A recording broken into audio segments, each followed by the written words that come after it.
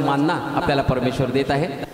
ते channel reverend Manoj Telore ministries या चॅनलला तुम्ही लाईक करा, त्या चॅनलला तुम्ही सबस्क्राईब करा। त्याचप्रमाणे त्या ठिकाणामध्ये एक बेल आयकन आहे, एक बेलचं चिन्ह आहे, ते देखील तुम्ही दाबा, म्हणजे जेणेकरून जेव्हा नवीन नवीन असे वचनाचे रेकॉर्डिंग्स तयार होतील, नवीन व्हिडिओज तयार होतील, त्यावेळेस ते तुम्हाला लगेच ते बघायला मिळतील। Praise the Lord. त्याचप्रमाणे जर तुमच्या काही प्रार्थना विनंत्या असतील तर त्या ठिकाणामध्ये खाली नंबर देण्यात आलेला आहे, त्या नंबरवर तुमच्या प्रार्थना आणि विनंत्या तुम्ही त्या ठिकाणामध्ये सांगू शकता। त्याचप्रमाणे जर काही साक्षी घडल्या असतील तर त्या ठिकाणामध्ये खाली व्हॉट्सअपचा तो नंबर देखील दिलेला आहे, त्या नंबरवर तुम्ही तुमच्या साक्षी त्या ठिकाणामध्ये सांगू शकता। आपण पुन्हा एकदा तयार आहोत परमेश्वराचं वचन ऐकण्यासाठी आणि आपल्यामध्ये रेव्हरंड मनोज तेलोरे ते येत आहेत, यावेळेस आपण त्याचं स्वागत करूयात। आज सकाळी प्रभू येशू ख्रिस्ताच्या नावामध्ये तुम्हाला सर्वांना शालोम। धन्यवाद देतो प्रभूच्या नावाला, आजच्या दिवसापर्यंत त्यानं आमचं रक्षण केलं, सांभाळ केला, यासाठी की आम्ही त्याच्याबरोबर उचलले जावे। लवकर प्रभू येशू ख्रिस्त ढगावरती बसून येत आहे आणि काळाची पूर्तता आता होत आहे। दोन गोष्टी या जगामध्ये घडत आहेत, काहींना लवकर मृत्यू कवटाळत आहे आणि त्यांना हे जग सोडून जावं लागत आहे, आणि बायबल तर सांगतं स्वर्गाचं राज्य जवळ आलं। म्हणजे जगाच्या घडामोडी पाहत असता आता तो दिवस लांब नाही ज्या दिवसामध्ये राजाधिराज प्रभू येशू ख्रिस्त हातामध्ये न्यायाची तलवार घेऊन प्रगट होणार आहे। त्यानंतर कोणाला बदलाची संधी नाही, त्यानंतर कोणाला पश्चातापाची संधी नाही। आजची जगाची परिस्थिती जर तुम्ही पाहिली तर तुम्हाला याची खात्री पटणार आहे, तुम्ही मृत्यूला आपल्या पाठीशी घेऊन चाललेला आहात। मृत्यूमध्ये आणि माझ्यामध्ये केवळ एका पावलाचं अंतर आहे। कोणत्या पावली मृत्यू तुम्हाला कवटाळेल हे सांगता येत नाही, परंतु मृत्यूनंतर काय, आता या क्षणाला जर मला मृत्यू आला किंवा देवाचा पुत्र याच क्षणाला प्रगट झाला तर मी नेमकं जाणार कुठं हा मोठा प्रश्न आहे। जर माझं जाणं किंवा ज्या ठिकाणामध्ये मला पोचायचं ते ठिकाण जर निश्चित नसेल तर त्यानंतर जिथं मी पोचेल तिथून बाहेर पडण्याची मला कुठल्याच प्रकारची आशा नाही।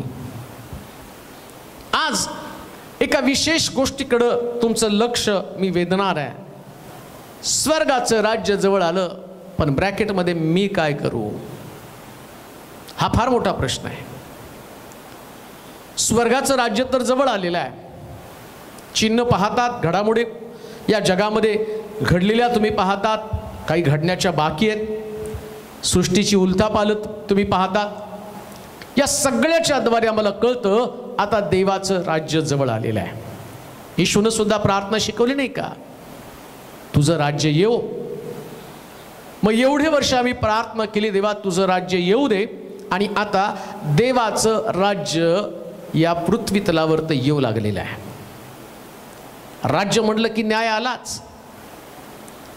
जे राज्य न्याय करू शकत नाही त्या ठिकाणातले लोक उसासे टाकून विलाप करत असतात, आणि शास्त्र पण सांगतं सृष्टी सुद्धा कणत आहे, उसासे टाकून विलाप करत आहे, देवाच्या पुत्राची प्रगट होण्याची वाट ती पाहत आहे न्याय करण्यासाठी।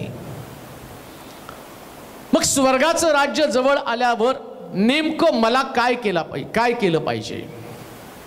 देवाच्या पुत्राचं येणं आता जवळ आहे, त्यात मला प्रवेश केलाच पाहिजे। परंतु बायबल सांगतं पुष्कळ जण आतमध्ये जाण्याचा नेटानं प्रयत्न करतील, पण त्यांना त्यांच्याच्यानं जाववणार नाही। पुष्कळ जण जाण्याचा प्रयत्न करणार आहे। नरक अतिशय भयानक आहे, त्यातला अग्नी कधी विझत नाही। त्या विंचवानं मारलेला दंश, त्या दंशाच्या वेदना शरीरामध्ये आहेत, माणसाची तडफड आहे। नरकामधला अग्नी शरीर जाळतो, शरीर जळल्यानंतरच्या वेदना त्याच्यामध्ये आहेत, दुर्गंधी त्याच्यामध्ये आहेत। सगळ्या वेदना त्या ठिकाणात भोगाव्या लागतात, परंतु नरकामध्ये मृत्यू नाही. जसं जीवन अनंत आहे तशा वेदना पण अनंत आहेत. या पृथ्वी तलावर वेदनेपासून सुटका देण्यासाठी इच्छा मरण आहे, आत्महत्या पर्याय आहे. पण नरकामध्ये ना इच्छा मरण आहे, ना वेदनेपासून सुटका करण्यासाठी सुसाईड आहे. म्हणजे मृत्यू तो भयानक असणारा मृत्यू किंवा अनंत कालच्या वेदना हा कोणी सहन करू शकत नाही. म्हणून त्याला असं म्हटलं अग्नी आणि गंधकाचं सरोवर म्हणजे दुसरं मरण. पण या मरणाचं वैशिष्ट्य काय माहिती का?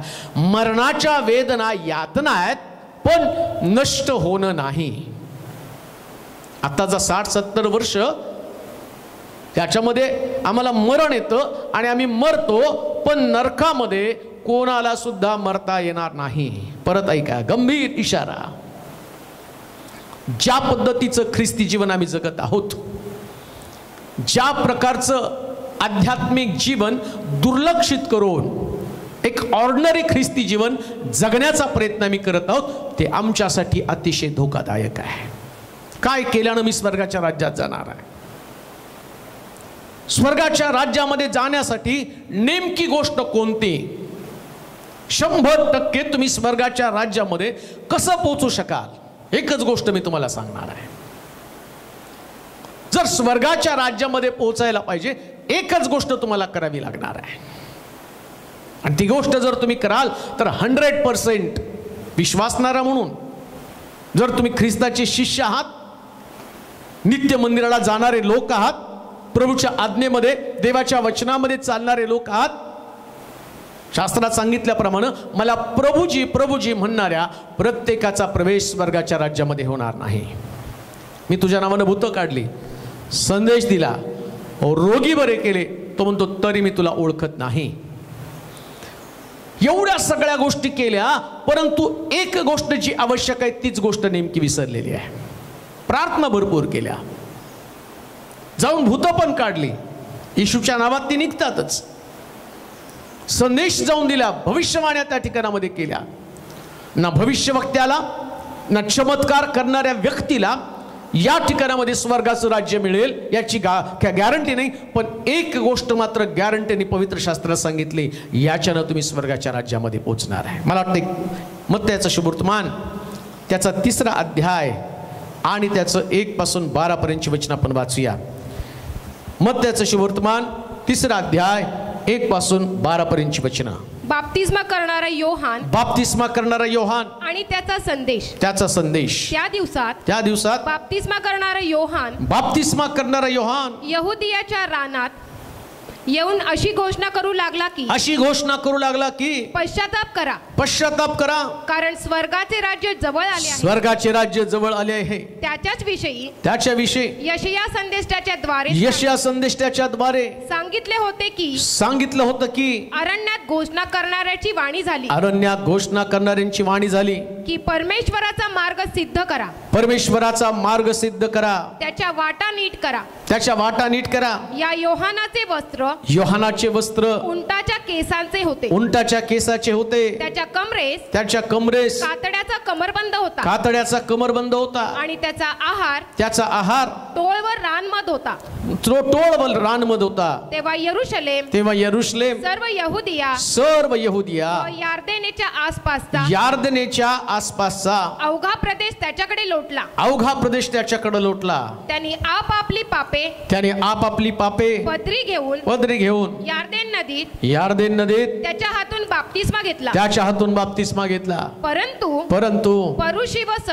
परुषी व सदुकी यांच्यापैकी पुष्कळ जणास आपणाकडे बाप्तिस्म्यासाठी येताना पाहून त्याने त्यास म्हटलं, अहो सापाच्या पिलानो, भावी क्रोधापासून पळावयास तुम्हाला कोणी सावध केलं?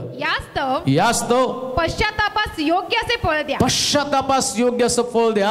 आणि अब्राहम आमचा बाप आहे असे म्हणण्याची कल्पना आपल्या मनात आणू नका.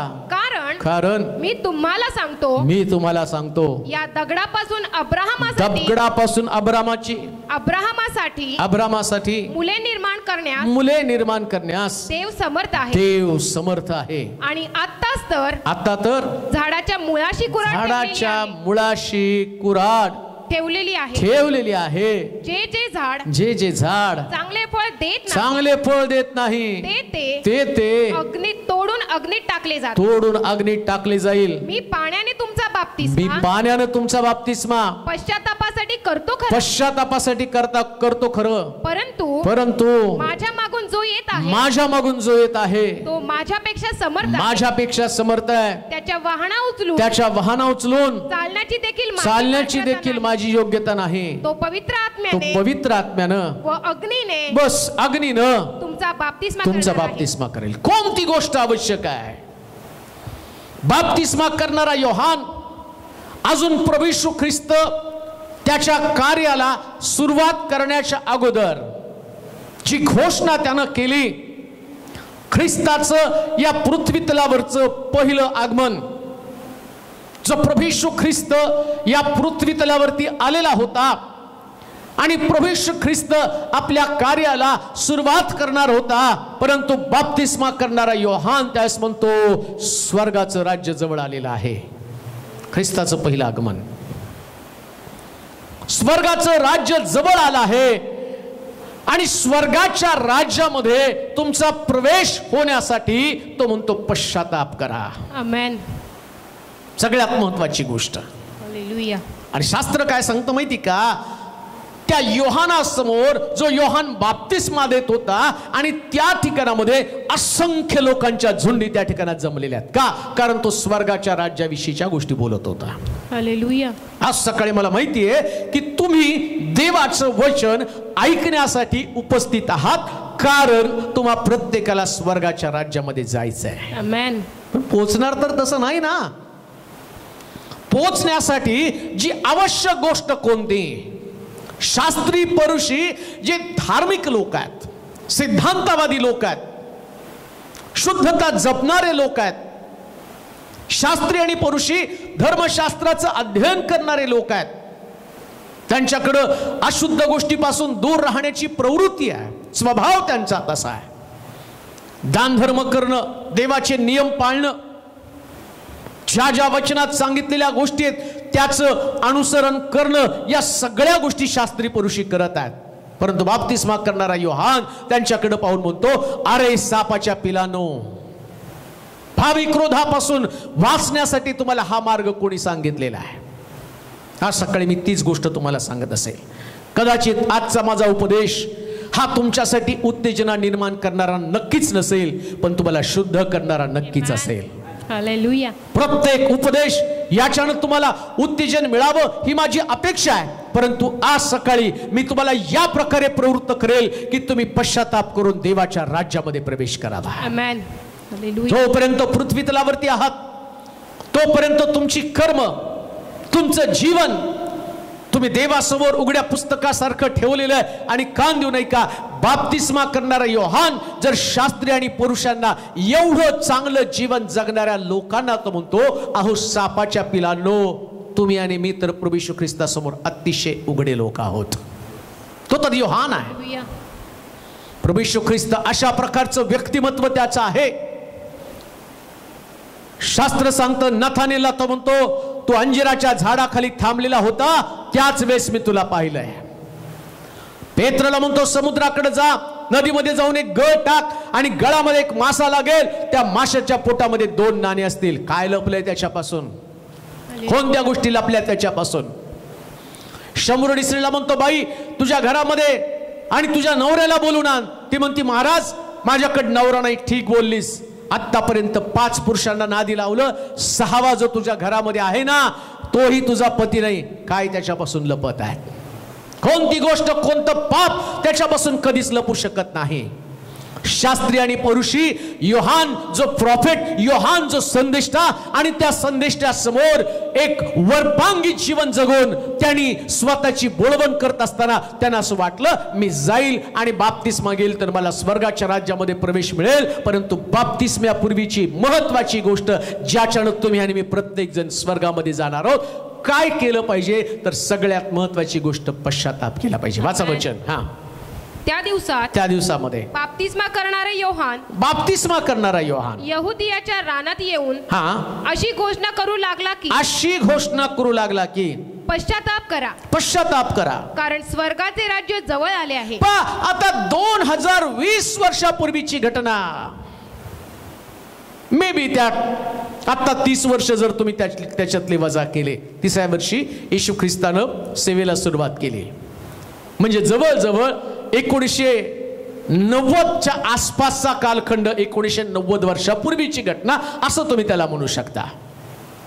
त्या काळामध्ये बाप्तिस्मा करणारा योहान म्हणतो स्वर्गाचं राज्य जवळ आलं आणि जवळजवळ आता त्याला 1990 वर्ष झालीत. तेव्हा तो म्हणतो जवळ आलं, मग आता किती लांब राहिलेलं आहे. विचार करा, त्या गोष्टीचा विचार करा. पश्चाताप करा कारण देवाचं राज्य जवळ आलेलं आहे. 2020 मध्ये पुष्कळांची पश्चातापाची संधी आता निसटून चाललेली आहे.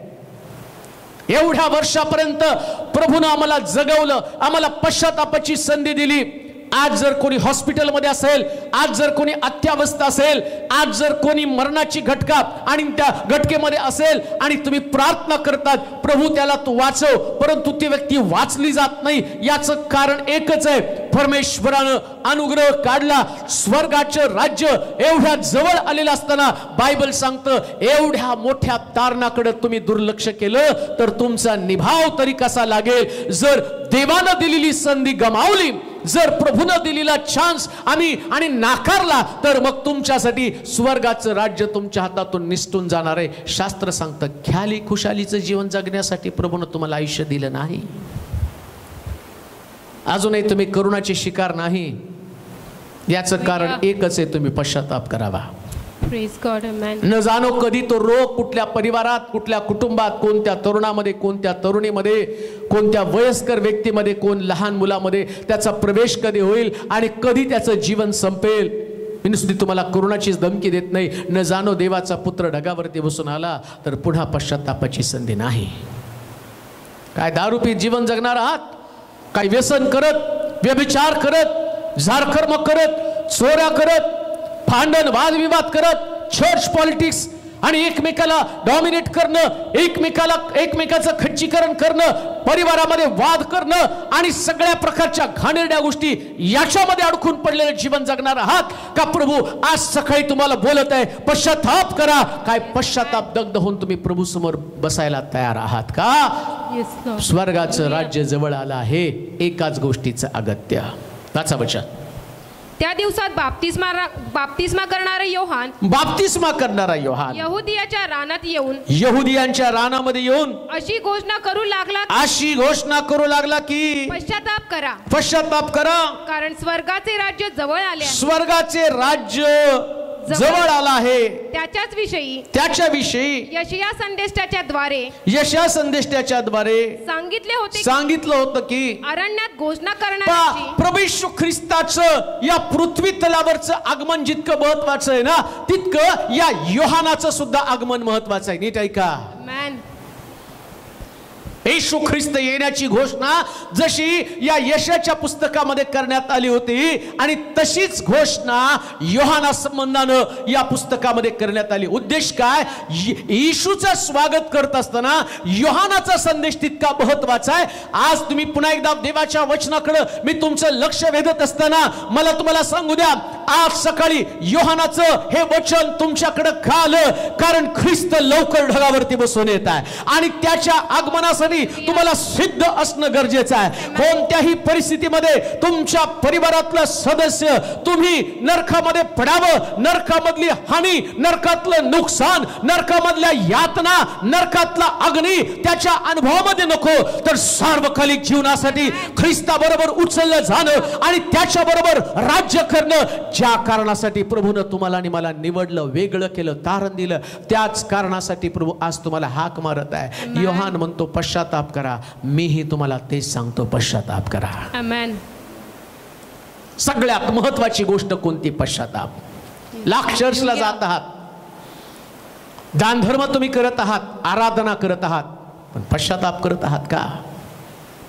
प्रत्येक व्यक्तीला आपली पाप पदरी घेणं गरजेचं आहे. लिहिले का? वाचा बरं तिथे काय म्हटलं?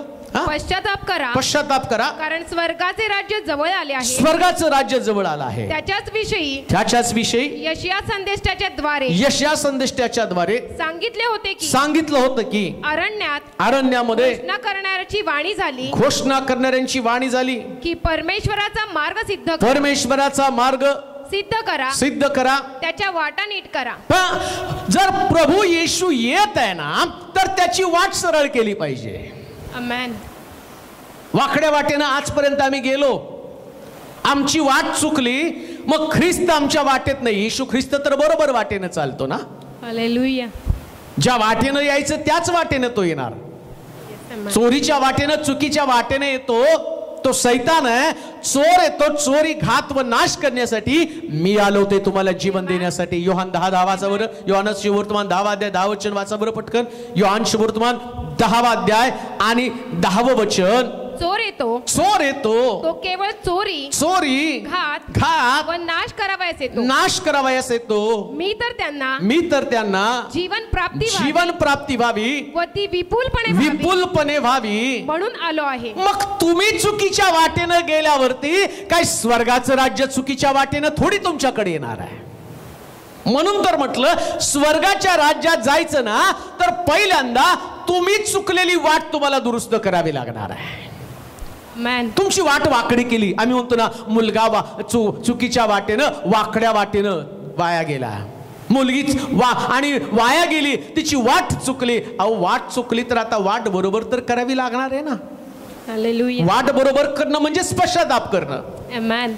ज्या वाटेनं तुम्ही गेला, जिथं व्यभिचार केला, ज्या ठिकाणामध्ये बंड केला, जिथं देवाच्या विरोधामध्ये वागला, सगळ्या गोष्टी तुम्हाला कळालेल्या. कळत नाही असं कोणती गोष्ट नाही. पाप करताना कळतं हे पाप आहे. मन टोचतं, तिथं कुठंतरी टोचणी लागती. पाप केल्याबरोबर देवाचं तुमचं नातेसंबंध तुटले जातात. ज्यावेळेस तुम्ही पाप करताना त्यावेळेस तुमचं प्रार्थनेचं जीवन कमी होतं. जो व्यक्ती पाप करतो त्याचं देवावरचं प्रेम कमी झाल्या कारणानं तो पाप करतो. जर देवावरती तुमचं प्रेम असेल तर तुम्ही कधीच पाप करू शकणार नाही. कारण देवावरचं प्रेम तुम्हाला पापापासून दूर ठेवतं. ज्या दिवशी तुमचं देवावरचं प्रेम कमी होतं, त्यास तुम्ही आपोआप पापाकडे आकर्षले जाता. आपोआप तुमच्यामध्ये पाप कर्म येतं. आपोआप तुम्ही चुकीच्या गोष्टी करू लागता. आणि चुकीच्या गोष्टीकडे नेणं हे सैतानाचं काम आहे. वेगवेगळ्या माध्यमानं तो नेईल. जसं एदेन बागेमध्ये कदाचित हवा आणि आदाम एकत्र असते तर त्यांच्याकडनं चूक घडली नसती, परंतु एकटी हवा, त्या हवेनं आम्ही पाहतो आदामाची संगती सोडली आणि नको म्हटलेली गोष्ट त्यांनी खाल्ली. तुम्ही पण अशा असंख्य गोष्टी ज्या देवानं तुम्हाला सांगितल्या त्या तुम्ही नको असताना पण केलेल्या आहेत आणि त्याच्याबद्दल तुम्हाला वाईट वाटलं नाही. तुम्ही शास्त्र नाही त्यावेळेस तपासलं, तुम्ही चुकीच्या व्यक्तीला तपासलं, त्याला तुम्ही कॉपी केली. तो व्यक्ती जसं चुकला तसं मी पाप करताना, व्यभिचार करताना तुम्हाला दावीद आठवला, आज्ञा मोडताना तुम्हाला मोशे आठवला, प्रभूला नाक करताना तुम्हाला पेत्र आठवला. मग पेत्रानं जसा पश्चाताप केला तुम्ही तसा पश्चाताप केला का? मोशेनं जसं परमेश्वराकडे रडला, दावीद जसा परमेश्वराकडे रडला तसं तुम्ही रडला का? चुका करताना तुम्ही या लोकांना समोर ठेवलं, मग दुरुस्ती करताना तुम्ही कोणाला समोर ठेवलेलं आहे? पश्चाताप करा, स्वर्गाचं राज्य जवळ आलेलं आहे. चोर येतो चोरी, घात व नाश करण्यासाठी. मी आलो ते तुम्हाला जीवन देण्यासाठी. येशू जीवन देण्यासाठी येत असताना एकाच गोष्टीचं अगत्य आहे, पश्चाताप आणि फक्त पश्चाताप. पश्चाताप म्हणजे प्रत्येक चुकांची आठवण, आमेन, प्रत्येक चूक तुमच्या लक्षात आली पाहिजे. काय मी नेमकं चुकलेलो आहे लक्षात घ्या. जो व्यक्ती पश्चाताप करतो ना, पापाची कबुली देतो ना, तो देवाबरोबर नातं नीट करण्याचा प्रयत्न करतो. नेमकं तुमचं पाप. हालेलुया. खरा बिलीव्हर्स, खरा विश्वासणारा बना, प्रामाणिक विश्वासणारा बना. आमेन. अधांतरी प्रार्थना करू नका. कळत न कळत घडलेल्या पापांची क्षमा कर. जाणून बुजून केलेलं प्रत्येक पाप त्याचं स्मरण करा. आणि कधी आठवलं माहिती का? ज्यास तुम्ही वधस्तंभावरच्या ख्रिस्ताकडे पाहाल आणि दुसरीकडे नरकाकडे तुम्ही पाहाल ना, वधस्तंभावरचा ख्रिस्त सांगतो एवढं सगळं मी सहन केलं कशासाठी? तुला नरकातनं वाचवण्यापासून आणि वाचवण्यासाठी. परंतु आता याच्याकडे तो दुर्लक्ष केल्यामुळं आता नरक तुला कोणत्याही परिस्थितीमध्ये तिथं पडावंच लागेल. हा नरक तुझ्यासाठी नव्हता, तो शैतानासाठी आणि त्याची कर्म करणाऱ्या लोकांसाठी होता. परंतु ते कर्म तू केलं. मग कोणतं कर्म आहे?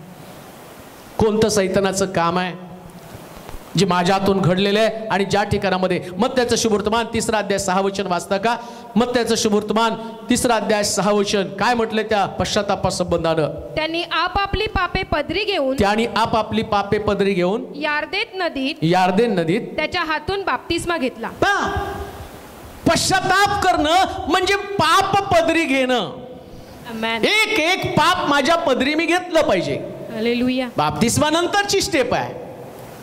जर मी खरा पश्चाताप करतो ना, तर मी प्रत्येक पाप पदरी घ्यायला पाहिजे. मी म्हटलं पाहिजे होय मी चुकलेलो आहे, होय मी व्यभिचार केलेला आहे, होय मी कुणाचा तरी अपमान केलेला आहे, होय माझ्या मनानं कुणाचा तरी अव्हेर केलेला आहे. उधळ्या पुत्र ज्या पद्धतीनं आपल्या बापाला त्या ठिकाणामध्ये म्हणत आहे, त्यानं आपलं पाप पदरी घेतलं. कोणतं पाप पदरी घेतलं? बाबा मी तुमच्या विरुद्ध आणि स्वर्गाविरुद्ध पाप केलेलं आहे. तुम्हाला आठवत नाही का कोणतं पाप तुमच्यातून घडलेलं? कोणी आपल्या भावावरती रागवलं तरी सुद्धा पाप आहे. मग तुम्ही तर कितीतरी वेळा रागवला. तुमचा शास्त्र सांगतं कोण तुमचा भाऊ आहे? तुम्ही म्हणाल मला भाऊ नाही. अरे येशूच्या रक्तानं आम्ही सगळे जण भाऊ आणि बहिणी आहोत. सगळ्यांमध्येच ते नातं आहे.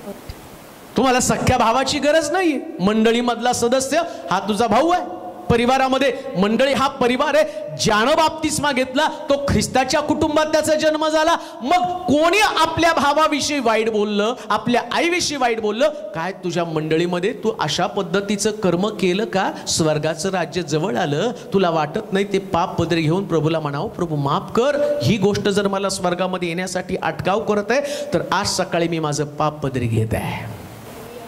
परिवारातल्या लोकांबरोबर तुमचे बिघडलेले संबंध नीट जर तुम्हाला करता आले नाही तर तुम्ही स्वर्ग राज्यामध्ये कधीच पोहोचू शकत नाही. पश्चाताप करा, आपली पाप पदरी घ्या. वाचा वचन. त्यांनी आपापली पापे पदरी घेऊन, त्यानं आपापली पापे पदरी घेऊन यार्देन नदीत त्याच्या हातून बाप्तिस्मा घेतला. एक गोष्ट लक्षात ठेवा, कोणी मनुष्य डायरेक्ट पाप करत नाही. पाप करण्याच्या अगोदर तो भरपूर वेळा विचार करतो. पण म्हणताना काय म्हणतो? पाप माझ्याकडून न कळत घडलं. शक्यच नाहीये ते. देवा माझ्या हातून न कळत पाप घडलं. अरे एखाद्या पापामध्ये तुला अडकायचं ना, दाविदाला व्यभिचाराच्या पापामध्ये अडकण्याच्या अगोदर त्याला खिडकीत जावं लागलं, तिथून पाहावं लागलं, घरी गेल्यावर विचार करू लागला, विचारलं ती कोण आहे आणि तिला घरी आणलं, तिच्या नवऱ्याची चौकशी केली. म्हणजे पाप करण्याच्या अगोदर त्यांनी भरपूर त्याच्यामध्ये विचार केलेला आहे. शैतान तुम्हाला विचारामध्येच अडकवतो. पश्चातापाच्या अगोदर सुद्धा तुम्हाला बसून विचार करावा लागणार आहे. कोणतं पाप माझ्या हातून घडलं? स्वर्गाचं राज्य जवळ आला. आता जवळ आल्यानंतर व्यर्थ वेळ घालवू नका. टीव्ही समोर बसण्याच्या ऐवजी, गप्पांमध्ये रमण्याच्या ऐवजी आता देवाच्या सानिध्यामध्ये बसून एक एक पाप मी आठवेल आणि म्हणेल देवा जसं स्वर्गाविरुद्ध आणि तुझ्या विरुद्ध मी पाप केलं. लक्षात घ्या, एखाद्या मनुष्याविरुद्ध केलेलं पाप, एखाद्या व्यक्ती विरुद्ध केलेलं पाप हे देवाच्या विरोधामध्ये केलेलं पाप आहे. आम्ही पाहतो ज्या पद्धतीनं आणि शमूएल परमेश्वरासमोर जातो आणि तो रडू लागतो आणि म्हणतो देवा इस्रायल लोक राजा मागत आहे. आणि ते म्हटले की आता आणि आम्हाला जसं जगातल्या लोकांना राजे तसं आमच्याकडे पण राजा असणं गरजेचं आहे. बायबल सांगतं देव त्याला म्हणाला शमूएला याने तुझा नाकार केला नाही, यानं माझा नाकार केला. प्रभू येशू ख्रिस्त सुद्धा शिष्यांना सांगतो की आणि ते दिवस येतील आणि स्वर्गामध्ये तुम्हाला प्रतिफळ मिळेल. आणि तेच तो सांगतो की त्या ठिकाणामध्ये आणि स्वर्गामध्ये म्हटलं जाईल, मी भुकेला होतो त्यास तुम्हाला आणि मला जेवण दिलं, मी उघडावतो त्यास तुम्हाला वस्त्र दिलं. तो म्हणतो प्रभूजी हे केव्हा घडलं, मी केव्हा तुला आणि केव्हा तुला आणि भाकर दिली, मी केव्हा तुला वस्त्र दिलं, मी केव्हा तुला आधार दिला. त्यास प्रभू येशू ख्रिस्त काय म्हणतो माहिती का, या पृथ्वी तलावर लहानात लहान व्यक्तीला जो कोणी हे करेल तो माझ्यासाठी करणार आहे. आणि मग अपमान करताना, एखाद्याची निंदा करताना, एखाद्या विरुद्ध बोलताना, त्याच्या विरोधामध्ये षडयंत्र रचताना, मग तो तुमच्या कुटुंबातला सदस्य असो, लक्षात घ्या, देवाच्या वचनाच्या विरोधात जाणं म्हणजेच देवाच्या विरोधामध्ये जाणं. म्हणून उदळ्या पुत्र म्हणतो, बाबा मी तुमच्या विरुद्ध व स्वर्गाविरुद्ध पाप केलेलं आहे. हालेलुया. असं काही तुमच्या लक्षात येतं का? प्रामाणिक व्यक्ती देवाच्या वचनातला आरसा पाहतो आणि स्वतःमध्ये रूपांतर करतो, स्वतःमध्ये बदल करतो.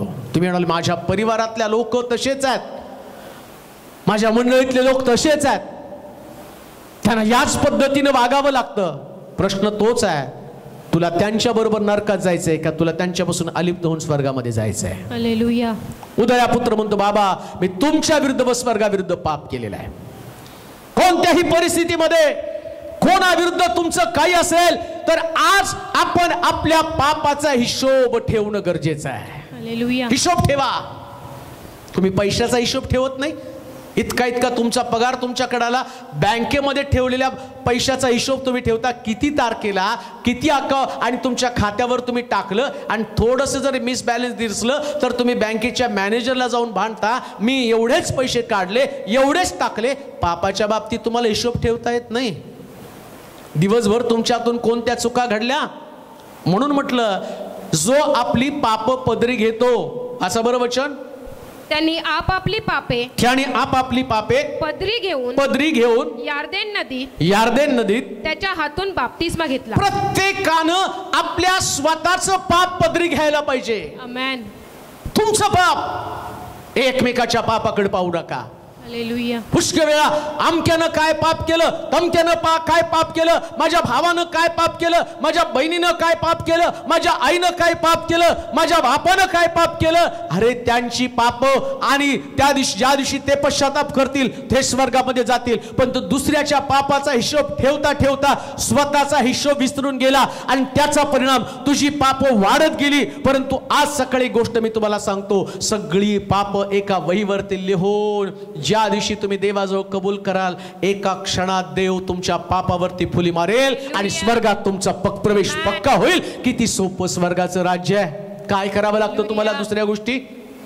एवढे दिवस पाप केलं, आत्ताच्या क्षणापर्यंत तुम्ही टीव्ही समोर बसला, तुम्ही आणि युट्यूब समोर वचन ऐकत, फेसबुक समोर वचन ऐकत आहे आणि तेवढ्यामध्ये तुम्हाला जाणव व्हायला लागलं आणि तुम्हाला सुटफुट लागली. जसं मी पाहतो, पेत्र उभा राहिला, संदेश देऊ लागला, बायबल सांगतं हे ऐकून त्याच्या अंतःकरणाला सुटफुट लागली आणि ते म्हटले आम्ही काय करावं? तर म्हटलं तुम्ही पश्चाताप करा. देवाचे प्रिय लोक हो, न जाणो कदाचित आत्ता हा उपदेश संपल्यावर आणि तुम्हाला मृत्यू येईल किंवा प्रभूचं होणं होईल, मग काय तुम्ही विलंब लावणार आहात का? नरक आणि त्या नरकामध्ये पडण्याच्या ऐवजी पश्चातापाच्या द्वारे आपली पाप पदरी घेऊन आपल्या पापाचा हिशोब जर आज मी केला तर त्याचा दंड मला भोगावा लागणार नाही.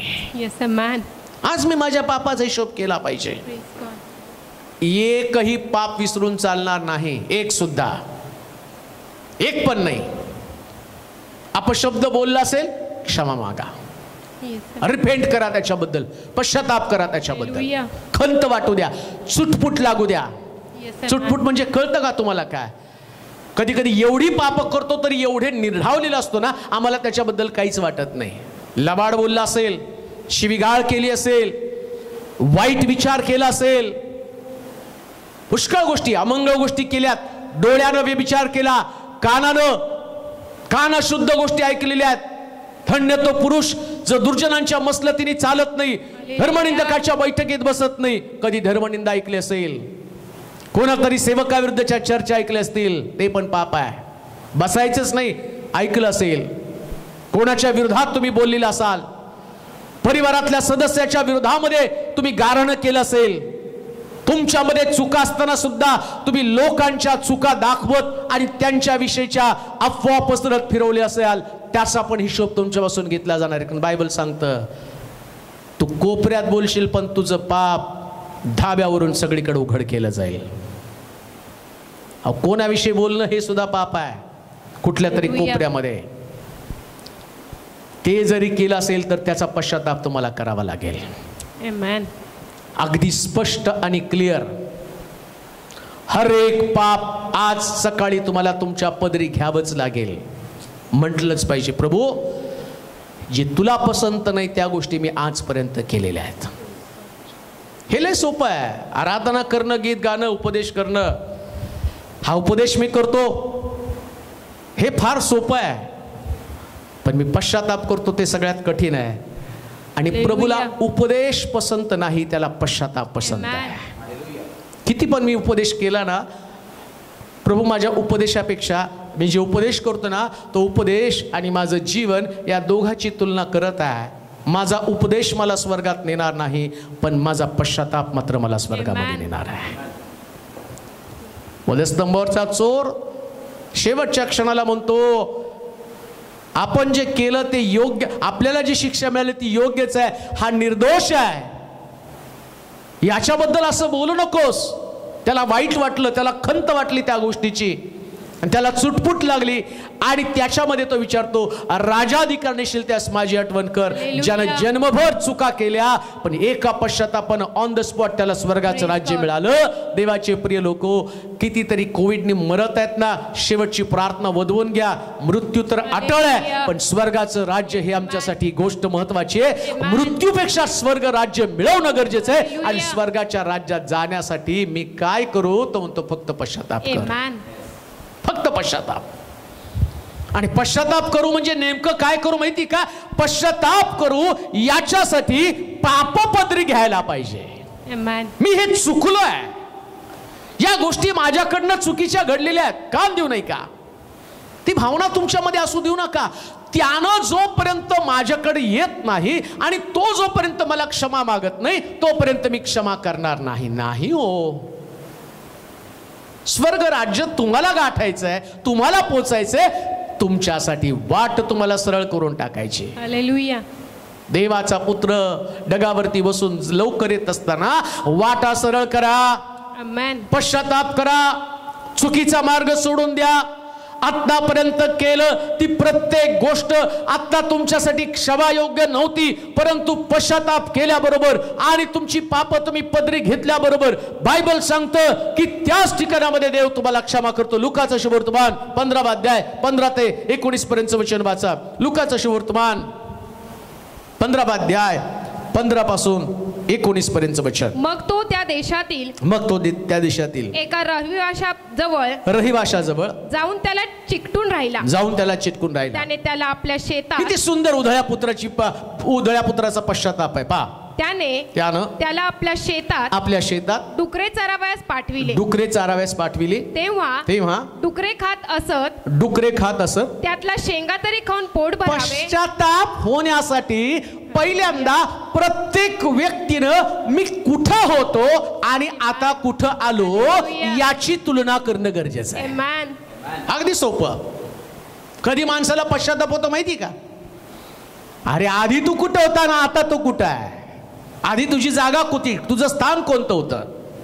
तुझ्या बापाच्या घरामध्ये राज्य भोगत होता. तुझ्या बापाच्या घरात टाळी वाजवल्यावर नोकर चाकर येत होते, टाळी वाजवल्यावर तुला जेवण मिळत होतं, टाळी वाजवल्याबरोबर तुझ्या अंगावरती कपडे घातले जात होते. तुझा बाप श्रीमंत असताना आता तू काय काम करत आहे? डुकराच्या शेंगा, ज्या डुकराला तू आणि पाळत आहे. आता तुझं खाद्य काय? तुझा मालक तुला भाकर तर लांबच आहे, भाकर तुला देत नाही, पण डुकर खातात ते शेंगा तू खात आहे. आमचं खाद्य काय आहे?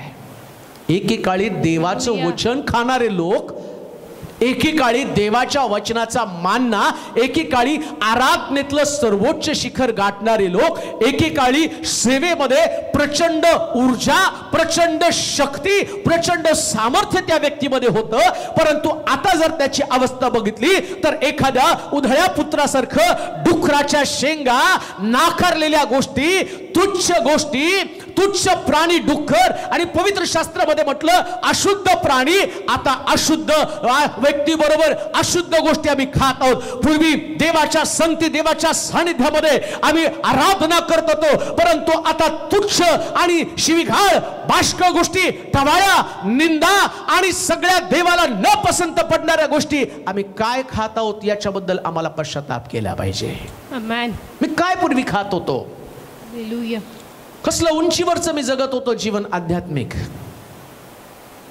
ज्यास आराधना करतो होतो त्यास आराधनेमध्ये पवित्र आत्मा उतरून येत होता. आता मला पवित्र आत्म्याचा स्पर्श पण जाणवत नाही. का तर मी बापाच्या घरापासून डुकरं चारणाऱ्याच्या घराकडे आलेलो आहे.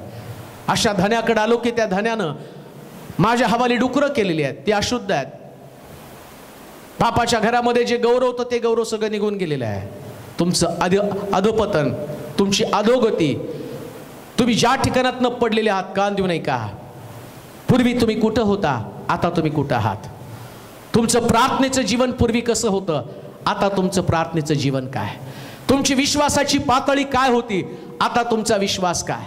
पूर्वी तुमच्यातली त्यागाची भावना काय होती, आता तुमच्यातली त्यागाची भावना काय. पूर्वी तुमच्यामधला सेवेतला जोश, किती जोशानं तुम्ही सेवा करत होता, आता तुमची सेवा आणि तुम्ही त्याच पद्धतीने करत आहात का.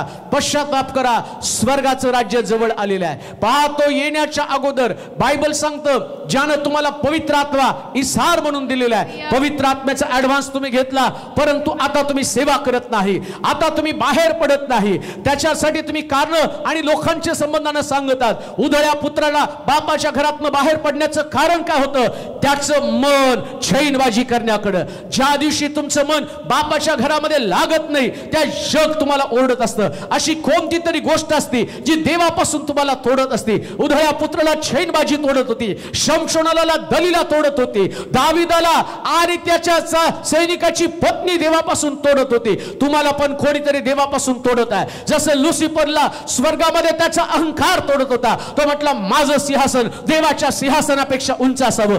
जगामध्ये अशी कोणती तरी गोष्ट आहे ज्याच्यानं तुम्ही देवापासून तुटले जात आहात, देवाच्या संगतीपासून तुटले जात आहात. देवाला वाटतं तुम्ही त्याच्याबरोबर काम करावं, त्याच्याबरोबर सेवा करावी, त्याच्याबरोबर राज्य करावं. परंतु एक काळ येतो जसं उधळा पुत्र बापाच्या घरातनं बाहेर गेला तसं तुम्ही देवाच्या संगतीपासून दूर गेलेला आहे. उधळ्या पुत्राचं कन्फेशन, त्याचा पश्चाताप काय, वाचा त्याचा पश्चाताप काय. मग तो त्या देशातील एका रहिवाशा जवळ जाऊन त्याला चिकटून राहिला. त्याने त्याला आपल्या शेतात डुकरे चरावयास पाठविले. तेव्हा डुकरे खात असत. त्यातल्या शेंगा तरी खाऊन पोट भरावं, अशी त्याला फार इच्छा होई. त्याला कोणी काही देत नसे. नंतर तो शुद्धीवर येऊन म्हणाला, पश्चाताप तुम्हाला कशासाठी करायचं माहिती का, मला कोणी काही देत नाही याच्याबद्दल पश्चाताप केला पाहिजे. हालेलुया. बापाच्या घरात सगळं मिळत होतं, बापाचं घर सोडलं की कोणी काहीच देत नाही. Hallelujah, hallelujah. त्याच्यासाठी बापाचं घर फार महत्वाचं आहे. कारण तुमच्या बापाला तुम्हाला काय लागतं, तुमचं मन जाणणारा तुमचा बाप आहे. तो बाप नाही, तो मालक आहे. तुम्ही त्याचे गुलाम बनून जाता आणि त्याच्याबद्दल तुम्हाला वाईट वाटत नाही, तुम्हाला पश्चाताप वाटत नाही. उधळ्या पुत्रानं पश्चाताप केला. हालेलुया.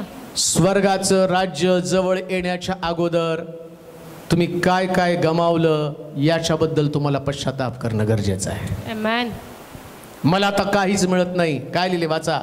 मला डुकरे खात असत, त्यातल्या शेंगा तरी खाऊन पोट भरावे. त्याच्या अगोदर मला काहीच मिळत नाही. अशी त्याला फार इच्छा होई. त्याला कोणी काही देत नसे. नंतर बस पश्चाताप कशाचा व्हायला पाहिजे, मला आता काहीच मिळत नाही याचा पश्चाताप व्हायला पाहिजे.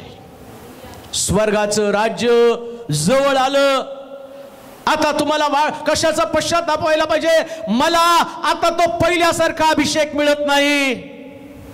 जो अभिषेक पूर्वी माझ्यावरती होता, जे सामर्थ्य पूर्वी माझ्यावरती होतं, देवाच्या घरामध्ये असताना ज्या पद्धतीने मी सेवा करत होतो तो सेवेतला अभिषेक माझ्यामध्ये होता आणि तुमच्या अभिषेकानंच तुम्हाला प्रत्येक आशीर्वाद मिळालेला होता. अभिषेक गेला, शौलावरती देवाचा अभिषेक होता, मोठ्या मोठ्या लढाया तो जिंकत होता. याच्या अगोदर पण त्यांनी अमालिकी मारले, याच्या अगोदर पण त्यांनी पलिष्ठे मारले. पण ज्या दिवशी शौलाचा अभिषेक गेला ना, आणि त्या दिवशी शौल आणि पलिष्ठी त्याचा पाठलाग करत आहे, अमालिकी त्याचा पाठलाग करत आहे. आणि मी पाहतो शौल भाल्यावरती पडून मरतो, पण मृत्यू पण त्याला मिळत नाही. त्यास तो त्या अमालिकेला म्हणतो, आणि तलवार काढून माझं शिरच्छेद करून टाक. अहो, अभिषेक सुटल्यावर मृत्यू सुद्धा मिळणं कठीण आहे. हालेलुया. मृत्यू सुद्धा येणं कठीण आहे अभिषेक जर सुटला तर. किती भयानक आहे नाही का? देवाच्या संगती राहणं, देवाच्या घरात राहणं आणि चुकीची गोष्ट करून अभिषेकापासून दूर जाणं, याच्याबद्दल तुम्हाला कधी खंत वाटले नाही? काय तो अभिषेक तुमच्यामध्ये पूर्वी होता, काय तुमची मिनिस्ट्री होती, काय तुमची सेवा होती, काय तुमच्यामध्ये विश्वास होता, कठीण परिस्थितीचा सामना करण्याची ताकद क्षमता तुमच्यामध्ये होती, काय तुमच्यामध्ये पूर्वी प्रार्थनेचं सामर्थ्य होतं, तुम्ही कुणासाठी तरी प्रार्थना करत होता आणि प्रभू तुमच्या प्रार्थनेचं उत्तर देऊन अनेक लोकांच्या जीवनामध्ये परिवर्तन करत होता. पण आता तुमची प्रार्थना तुम्हाला पण वाचू शकत नाही, तुम्हाला काही सुद्धा मिळत नाही, काही सुद्धा तुम्हाला मिळत नाही. लक्षात घ्या, इथं येणं खूप सोपं आहे, इथून जाणं पण सोपं आहे, पण इथून गेल्यावर परत काही मिळवणं फार कठीण आहे. हालेलुया. म्हणून वेळीच पश्चाताप केलं तर खूप चांगलं आहे. आमेन. तुझी समय तुझ्यापासून कोणी काढून घेऊ नये, तुझा मुकुट दुसरा कोणाला देऊ नये, मिळू नये, याच्यासाठी आत्ताच तू पश्चाताप कर. आमेन. सेवा कधी थांबत नसती, सेवा पुढे जात असते, पण सेवेतला भाग जर तुम्ही बाजूला झाला तर पुन्हा तुम्हाला सेवेमध्ये येणं कठीण आहे.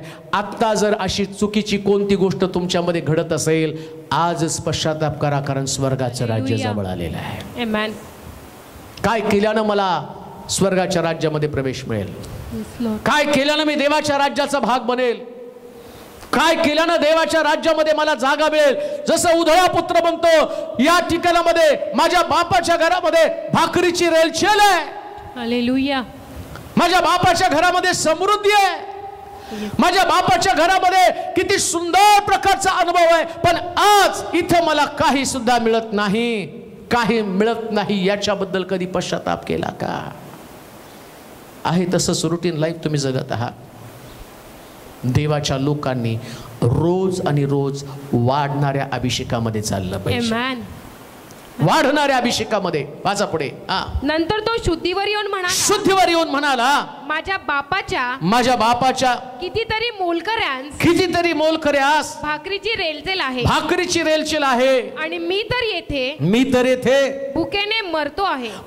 त्याला आता काय आठवलं, माझ्या बापाच्या घरामध्ये जे माझा बाप खातो ते मोलकऱ्यांना मिळतं, पण इथं ज्याच्याकडे मी आता मजुरी करतो तो व्यक्ती मात्र माझ्या बापापेक्षा निष्ठुर आहे. माझा बाप चाकरांना घरातलं अन्न खायला देतो, पण जो आता माझा मालक आहे तो माझा बाप नाही. आणि माझ्या बापातलं आणि या व्यक्तीमधला फरक मला कळालं. बापाच्या घरात नुसता चाकर म्हणून राहिलो तरी बापाचं खाद्य मिळेल, पण या व्यक्तीच्या बरोबर मी त्याची डुकरं जरी सांभाळलं तर तो मला त्याची भाकर देणार नाही, मला डुकराच्या शेंगा खाव्या लागणार आहे. पश्चातापासाठी ही भावना निर्माण होणं गरजेचं आहे. माझ्या बापाच्या घरामध्ये काय आहे, माझ्या बापाच्या घरामध्ये काय आहे. देवाचे प्रिय लोक हो, ज्या दिवशी तुमचं लक्ष बापाच्या घराकडे जाईल, स्वर्गातल्या देवाकडे जाईल, त्यास तुम्हाला कळेल माझ्या बापाच्या घरामध्ये आरोग्य आहे, माझ्या बापाच्या घरामध्ये बरकत आहे, माझ्या बापाच्या घरामध्ये अभिषेक आहे, माझ्या बापाच्या घरामध्ये सेवा आहे, माझ्या बापाच्या घरामध्ये पाचारण आहे, माझ्या बापाच्या घरामध्ये विजयी जीवन आहे, माझ्या बापाच्या घरामध्ये लढण्याची क्षमता आहे, माझ्या बापाच्या घरामध्ये स्फूर्ती आहे, माझ्या बापाच्या घरामध्ये मानाचं स्थान आहे, माझ्या बापाच्या घरामध्ये माझ्या प्रत्येक वस्तूची गरजेची पूर्तता, माझ्या बापाच्या घरामध्ये, माझ्या बापाच्या घरामध्ये सगळंच आहे. आणि आता मी इथला वाईट अनुभव जगत आहे म्हणून त्यानं पश्चाताप केला. बापाच्या घरात काय हे समजल्याशिवाय पश्चाताप कधीच होणार नाही. स्वर्गाचं राज्य जवळ आलं आहे. मी काय करू, तू फक्त पश्चाताप कर. चुकलास, चुकली अशी, फार मोठं पाप केलं असेल, पण तुझ्या पापाची क्षमा होऊन तुझ्या जीवनाचं पुनरुज्जीवन का होत नाही, नेमकं तुला ती जाणीवच व्हायला तयार नाही. अजूनही तू तुझ्या मतावर ठाम आहे, मी केलं ते योग्य आहे, मी चुकलो ही भावनाच नाहीये, मी चुकले ही भावनाच नाहीये, त्याच्यामुळं तुझं पुनरुज्जीवन होत नाही. उधळ्या पुत्रानं पश्चाताप केला. कसा पश्चाताप केला वाचा बरं. नंतर तो शुद्धीवर येऊन म्हणाला, माझ्या बापाच्या कितीतरी मोलकऱ्यांत भाकरीची रेलचेल आहे आणि मी तर येथे भुकेने मरतो. मी उठून आपल्या बापाकडे जाईन व त्याला म्हणेन, बाबा मी स्वर्गाविरुद्ध व तुमच्या विरुद्ध पाप केले आहे. काय पश्चाताप करायचा? स्वर्गाचं राज्य जवळ आलं, पश्चाताप करा. आमेन. पश्चाताप करायचं म्हणजे मी नुसतं रडत बसलो झालं पश्चाताप नाही हो. उठून पहिल्यांदा ज्यांना दुखावलं ना, त्या दुखवलेल्या लोकांजवळ जाऊन बोलायचं. काय बोलायचं? तुमच्या विरुद्ध आणि स्वर्गाविरुद्ध पाप केलं. परत मी तुम्हाला सांगतो, तुम्हाला काय वाटतं व्यक्तीला दुखावता? उधळ्या पुत्र म्हणतो मी देवाला दुखावलं, त्यानं बापाला दुखावलं म्हणजे देवाला दुखावलं. नीट ऐका, ज्यांना मराठी स्पष्ट समजतं अशा लोकांनी ऐका. तुमच्या बापाला, तुमच्या आईला, तुमच्या भावाला, तुमच्या सासूला, तुमच्या सुनेला, तुमच्या मित्राला, तुमच्या आजीला, तुमच्या आजोबाला, तुमच्या लहान भावाला, तुमच्या लहान बहिणीला, मोठ्या भावाला, मोठ्या बहिणीला, कोणालाही तुम्ही दुखावलं तर तुम्ही देवाला दुखावल्यासारखंच आहे. हालेलुया. आता बरं काय, बाबा मी तुमच्या विरुद्ध, मी उठून आपल्या बापाकडे जाईल व त्याला म्हणेल, बाबा मी स्वर्गाविरुद्ध. पहिले कुठं? स्वर्गाविरुद्ध. कोणाविरुद्ध?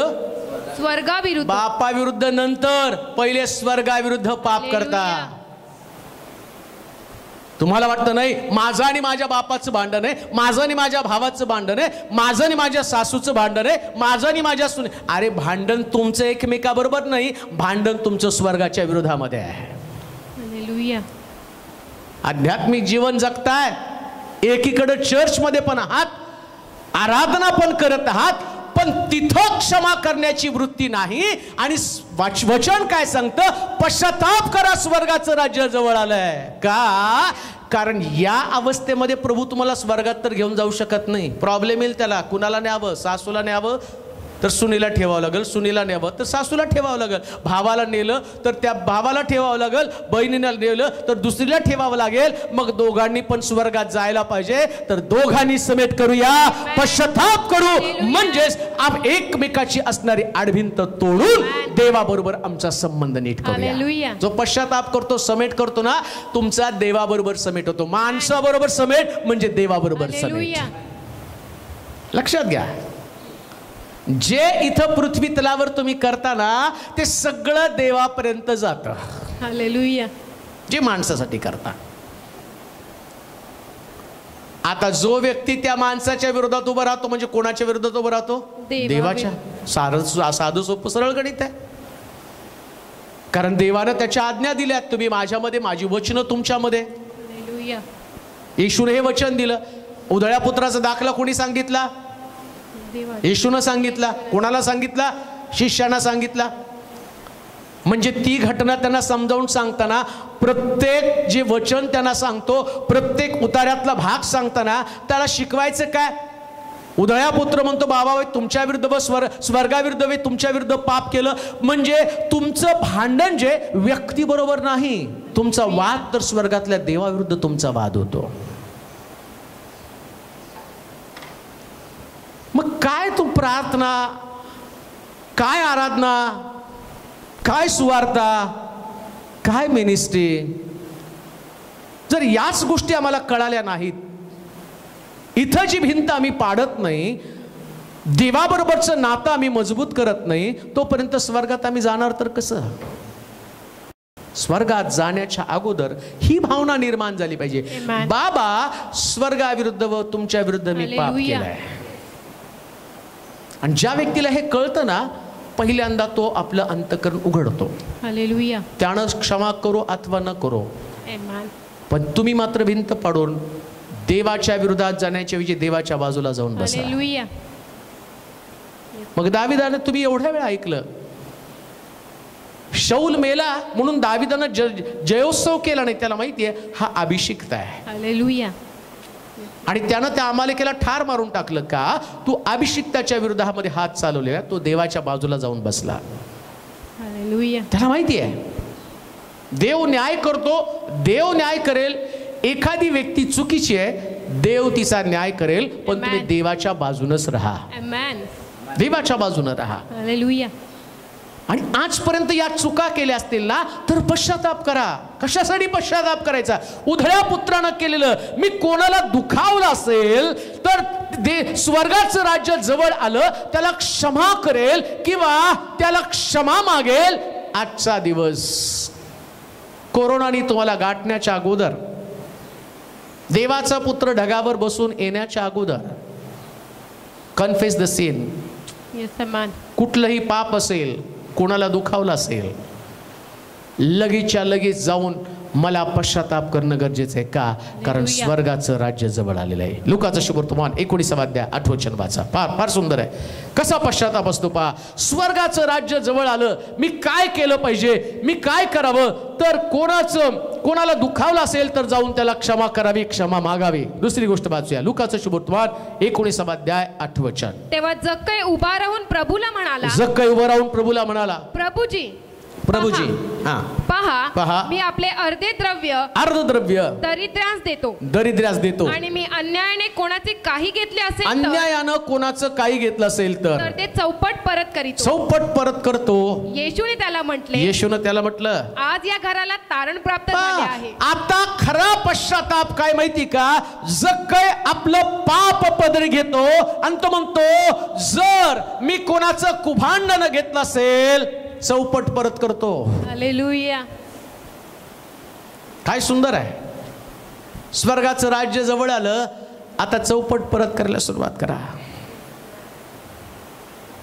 चौपट भरपाई करा. जक्कई म्हणतो, त्याला माहिती मी कुभांडानं घेतलेलं आहे. तो नुसतं चौपट द्रव्य करण्यापर्यंत थांबतो का? अर्ध द्रव्य गरीबाला देतो, तेवढं मोठं मन असलं पाहिजे. हालेलुया. अर्धद्रव्य गरीबाला देणं, आतापर्यंत त्यानं मिळवलेली जी संपत्ती आहे, कुभांडानं घेतलेलं चौपट, म्हणजे कोणाचे 1000 घेतले असतील तर मी 4000 परत करेल. एखाद्या व्यक्तीला इतकं तुम्ही दुखावलं असेल ना, खरा पश्चाताप, त्याला चौपट प्रेम परत देऊन टाका. हालेलुया. चौपट त्याची भरपाई करा. आमेन. खरा पश्चाताप.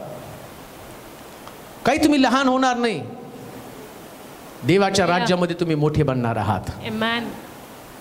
आतापर्यंत येशूने एवढ्या ठिकाणामध्ये गेला. पेत्राच्या घरी जाऊन त्याच्या सासूला बरं केलं, शिमोनाच्या घरी जाऊन तो जेवला, यायराच्या घरी गेला, मुलीला जिवंत केलं, त्याही ठिकाणामध्ये चमत्कार केला. काना गावात गेला, द्राक्षरस संपला, पाण्याचा द्राक्षरस केला. पण एकाला त्याने म्हटलं नाही, आज या घराण्याला तारण प्राप्त झाली आहे. पण जक्कयाच्या एका कन्फेशनमुळं, बायबल सांगतं, त्याच्या घराला, पश्चातापामुळं त्याच्या संपूर्ण घराला देवानं सुटका दिली. का हो? मला नेहमी प्रश्न पडतो, एक व्यक्तीनं एवढं पश्चाताप केला, बाकीच्या लोकांचं मला माहित नाही, पण जक्कयाचा पश्चाताप आणि जक्कयाच्या पश्चातापाच्या मोबदल्यात तो सगळ्याला तारण फुकट देतो. कारण काय माहिती का? यानं याच्या परिवाराचं अर्धद्रव्य, आता ज्याच्यावर त्याची गुजराण होणार होती, त्याला ठाऊक होतं परिवारासाठी आवश्यक का असेल तर पश्चाताप आणि स्वर्गाचं राज्य ज्याला कळतं, आणि तो व्यक्ती उठतो आणि चौपट प्रेम करू लागतो. हे ज्याचं नुकसान केलं, चौपट भरपाई करा, चौपट तुम्ही त्याला प्रेम दाखवा, चौपट क्षमा करा, चौपट क्षमा मागा. आता स्वतःसाठी जगू नका. कालपर्यंत स्वतःसाठी जगला, पश्चाताप करा. स्वर्गाचे राज्य जवळ आलेलं आहे. जास्त काळ आम्हाला या देहामध्ये राहायचं नाही, जास्त काळ परिवारामध्ये राहायचं नाही. अहंकारामध्ये कुठवर जगणार आहात, स्वत्वामध्ये कुठवर जगणार आहात, मी मध्ये कुठवर जगणार आहात. तुम्हाला वाटत नाही का आता मीतनं बाहेर पडावं? याच्या अगोदर जक्कयामध्ये मी राहत होता, मला मिळालं पाहिजे, माझी संपत्ती वाढली पाहिजे, माझा परिवार सुखी राहायला पाहिजे, मला लोकांनी सलाम केला पाहिजे, माझा लोकांनी कौतुक केलं पाहिजे. या शहरामध्ये, या यरीहोमध्ये लोकांनी जक्कयाला ओळखावं. जक्कय एक जकातदार, एक श्रीमंत व्यक्ती, आणि कालपर्यंत त्याची ओळख होती कोणी काय. लुकाचं शुभवर्तमान 19 अध्याय पहिलं वचन वाचा बरं. त्याने यरीहोत प्रवेश केला व त्यातून तो पुढे जात होता. तेव्हा पहा, जक्कई नावाचा कोणी एक मनुष्य होता. तो मुख्य जकातदार असून श्रीमंत होता. आधी त्याची ओळख काय होती? तो जकातदार आणि श्रीमंत होता. त्याला कळालं आता श्रीमंत आणि जकातदार ही माझी ओळख नको, म्हणून तो म्हटला अर्धद्रव्य गरीबाला देऊन टाकतो. कुणाचं घेतलं असेल चौपट परत करतो. आता श्रीमंत नको, एक गरीब पश्चातापी व्यक्ती ही माझी ओळख व्हायला पाहिजे. खऱ्या पश्चातापी व्यक्तीचं व्याख्या हीच आहे, जो पश्चाताप करतो तो आपली ओळख पुसून टाकतो. माझ्यातला अहंकार, माझ्यातला मीपणा, मी कोणीतरी, मी स्पेशल आहे. आता तो एवढा गरीब झाला, अर्धद्रव्य गरीबाला दिलं. विचार करा, एवढी संपत्ती जमवली, ती सगळी संपत्ती तो विकली. पहिल्या स्थितीला तो आला, 1000 घेतली तर 4000 देतो. आता त्याच्याकडे काय राहणार आहे? एवढं सोपं नाहीये. करोडोची माया जमवलं त्यातनं परतफेड करणं एवढं सोपं नाही. पण जक्कयामध्ये ती भावना होती, त्याला ठाऊक होतं स्वर्गाचं राज्य जवळ आलंय, मला पश्चाताप करणं गरजेचं आहे. जक्कयानं आपली पाप पदरी घेतली, जे गरीबाला परत देऊन टाकलं, चौपट परत केलं. खरा पश्चाताप म्हणजे मी कोणाचं नुकसान केलं ते आठवणं. हालेलुया. नुकसान आठवा. कोणाच्या परिवाराची हानी झाली, कोणाची व्यक्तिगत हानी माझ्यामुळे झालेली आहे, कोणाचं चरित्र हनन माझ्यामुळे झालेलं आहे, कोणाच्या कुटुंबाची वित्तहानी माझ्यामुळे झालेली आहे, कोणाची बदनामी माझ्यामुळे झालेली आहे. खरा पश्चाताप तो आहे. एखाद्याविषयी बोलणं सोपं आहे, त्याची बदनामी भरून काढणं खूप कठीण. एक गोष्ट मला आठवते, पश्चातापा संबंधानं आलं म्हणून तुम्हाला सांगतो. एक देवाचा सेवक एका व्यक्ती संबंधानं त्याला ओझं आलं. त्याची पत्नी त्याच्याकडे होती आणि ती सांगत होती की माझा नवरा दारू पितो, घरी आल्यावर मला खूप त्रास देतो. पाळक साहेब, काहीतरी करून त्याच्याविषयी तुम्ही लोक त्याला समजावून सांगा, त्याला माझ्या घरामध्ये शांती आणा. म्हणलं ठीक आहे, मी तुझ्या नवऱ्यासाठी प्रार्थना करतो. त्यानं उपवास आणि प्रार्थना करून देवाजवळ रदबदली केली. देवाने त्याला सांगितलं, आता जिथं आहे तिथं तू त्याला जा आणि देवाचं वचन सांग, मी त्याचं परिवर्तन करेल. आणि मग हा मनुष्य, त्या स्त्रीचा नवरा, दारूच्या गुत्त्यामध्ये गेलेला होता. आणि हा देवाचा सेवक त्या ठिकाणामध्ये दारूच्या गुत्त्यावर तिथं गेला आणि तिथं बसून त्याला काउन्सिलिंग करायला त्याने सुरुवात केली. तो व्यक्ती तिथं पश्चाताप करून रडू लागला. परंतु दुसऱ्या एका चर्चमधल्या सभासदानं, त्या मेंबरनं, चर्चच्या मेंबरनं त्याला पाहिलं की हा मनुष्य दारूच्या गुत्त्यामध्ये गेला. आणि त्यानं फोन करून सगळ्याला सांगितलं की पाळक साहेब दारूच्या गुत्त्यामध्ये दारू पिण्यासाठी गेले. आणि बघता बघता ती बातमी सगळ्या चर्चच्या मेंबरपर्यंत पोहोचली आणि सगळे लोक त्याला विचारायला लागले. मग पास्टरनं त्या लोकांना सगळ्यांना बोलवलं, तुम्हाला मी दारूच्या गुत्त्यावर गेलो आणि त्याचं स्पष्टीकरण पाहिजे ना. मग त्या पत्नीला आणि त्या पतीला दोघांना उभं केलं, सगळी स्टोरी यांना सांगा म्हटला. मग त्यांनी सांगितलं, माझा नवरा दारू पित होता. पास्टरना मी विनंती केली. पास्टर सांगितले, जवळजवळ 20 दिवस फास्टिंग प्रेयरमध्ये राहून मग मी याला दारूच्या गुत्त्यामध्ये पकडून सुवार्ता सांगितली. आणि मग त्या व्यक्तीने सांगितलं, यांनी सुवार्ता सांगितली आणि त्याच दिवशी माझं दारूचं व्यसन सुटलं. मग ज्यानं ही बातमी पसरवली, ज्यानं ही अफवा पसरवली, त्या व्यक्तीला खूप वाईट वाटलं आणि तो म्हणला, पास्टर मला माफ करा, कारण मी तुमच्याविषयी चुकीची बातमी पसरवली. त्यांना ठीक आहे. त्याने उशी आणायला सांगितली. ती उशी आणली, फाडली आणि त्याच्यातले सगळे उशीमध्ये जे पिसं होते ते पिसं सगळीकडे पसरवले. आणि तो म्हटलं, ही सगळी पिसं जमा करून परत उशी बनव. तो म्हटलं, हे कठीण आहे. तो म्हटलं, अफवा पसरवणं असंच कठीण आहे. एकदा एखाद्या मनुष्याची तू अफवा पसरवली आणि त्याची जी हानी होणार आहे ती परत त्याचं नुकसान भरून काढणं फार कठीण आहे. लक्षात घ्या, जक्कयानं जो पश्चाताप केला ना, आणि त्या पश्चातापामध्ये चौपट भरपाई आहे. आजपर्यंत कोणाचं नुकसान केलं असेल, चौपट त्याची भरपाई करा. कोणाविषयी वाईट पसरवलं असेल, चौपट भरपाई करा. देवाचे प्रिय लोक, स्वर्गाचं राज्य जवळ आलं. आता आम्ही अंतिम टप्प्यामध्ये आहोत. आम्हाला इतक्या साधारण गोष्टीमध्ये अडकून पडायचं नाही. आम्हाला सर्वोच्च गोष्टी, देवाच्या राज्याची घोषणा करायची. जर आम्ही एकमेकाच्या घोषणा करत राहिलो आणि चुकीच्या अफवा पसरत राहिलो, आम्ही वाईट बोलत राहिलो, मग स्वर्गाच्या राज्यामध्ये आमचा प्रवेश होणार तरी कसा? पश्चाताप करा, आपली पाप पदरी घ्या. जक्कयानं आपलं पाप पदरी घेतलं. काय होतं पाप पदरी घेतलं? स्तोत्र 32 अध्याय 5 वचन. 32 अध्याय 5 वचन. पाप पदरी घेतल्यानं काय होतं वाचूया. स्तोत्र 32:5. मी आपले पाप तुझ्याजवळ कबूल मी आपलं पाप तुझ्याजवळ कबूल करतो. मी आपली अनिती लपवून ठेवली नाही. मी आपले अपराध परमेश्वराजवळ कबूल करील असे मी म्हणालो. तेव्हा तू मला माझ्या पाप दोषाची क्षमा केली. हालेलुया. मी माझे अपराध, माझे पाप पदरी घेतले. मी देवापासून एकही पाप लपून ठेवलं नाही. हालेलुया. बरं, लपून ठेवूच नका ना, लपून राहतच नाही ना. कशाला लपून ठेवता? लपून राहतच नाही देवापासून. वाचा बरं वचन. मी आपले पाप तुझ्याजवळ कबूल केलं. मी आपली अनिती लपून ठेवली नाही. मी आपले अपराध परमेश्वराजवळ कबूल करीन. फक्त कबूल करायचंय. आमेन. गुन्हा कबूल करणं एवढं तुमच्यात, लपवून नाही हो. हालेलुया. देवापासून काही लपत नाही, मग लपवता कशाला? सगळं पाहतो. देवाला काय तो म्हणतो, मी बघितलंय, फक्त येऊ दे सांगू दे त्याने. तो बाप पण कधी कधी मुलगा पाण्याच्या टपरीवर सापडलेला असतो, गपचूप घरात येऊन बसतो आणि ते विचारतो, बाळा तू कुठं होता? तो सांगतो, मी कॉलेजमध्ये होता. बाळा तू कुठं होता? बापानं तर बघितलं टपरीवरती होता. तो कॉलेजमध्ये एक्स्ट्रा लेक्चरला होतो. हळूच बाप पट्टा काढतो आणि बडवायला सुरुवात करतो, कारण बापानं बघितलं. मग हा बाप पट्टे काढून बडवायला लागतो. मग तो बाप तुम्हाला सोडल का? हालेलुया. पण समजा मुलगा जर म्हटला, बाबा मी तिथं होतो, माफ करा, परत मी तुम्हाला तिथं दिसणार नाही, बाप त्याला पुन्हा कवटाळेल, एक विश्वासानं जगण्याची संधी देईल. Yes man. शास्त्र सांगतं देवापासून कोणतीच गोष्ट लपत नाही. मग लपत नाही तर लपवण्याचा प्रयत्न केल्यामुळं आम्ही भारी दंड आमच्यासाठी साठवत असतो. पश्चाताप करा, देवाचं राज्य जवळ आलंय. आमेन. एक पाप आठवायला सुरुवात करा. कोणतंच पाप देवापासून लपलं नाही. मगाशी मी तुम्हाला सांगितलं, म्हणून स्त्रीला म्हटलं, बाई तुझ्या नवऱ्याला बोलवून आण. नाही माझ्या घरामध्ये नवरा.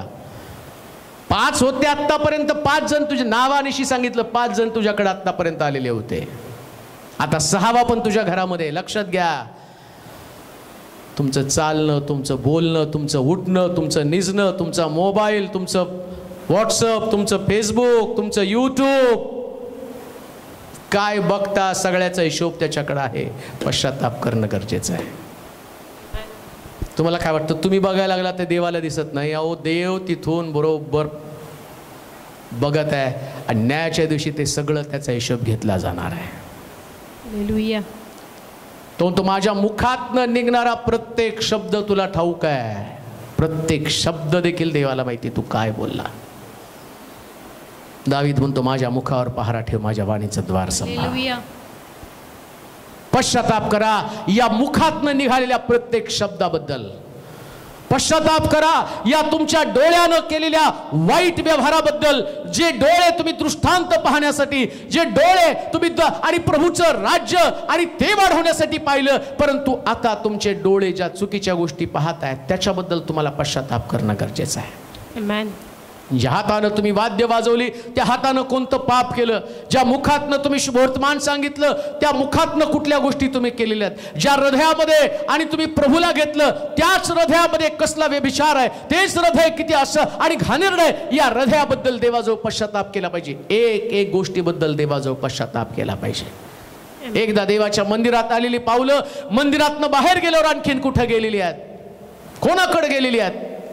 या प्रत्येक वस्तूबद्दल, प्रत्येक व्यक्तीबद्दल, प्रत्येक ठिकाणाबद्दल, प्रत्येक आणि विचारांबद्दल देवाजवळ पश्चाताप केला पाहिजे. जर क्षमा मिळवायची आहे तर कबुलीची गरज आहे. आमेन.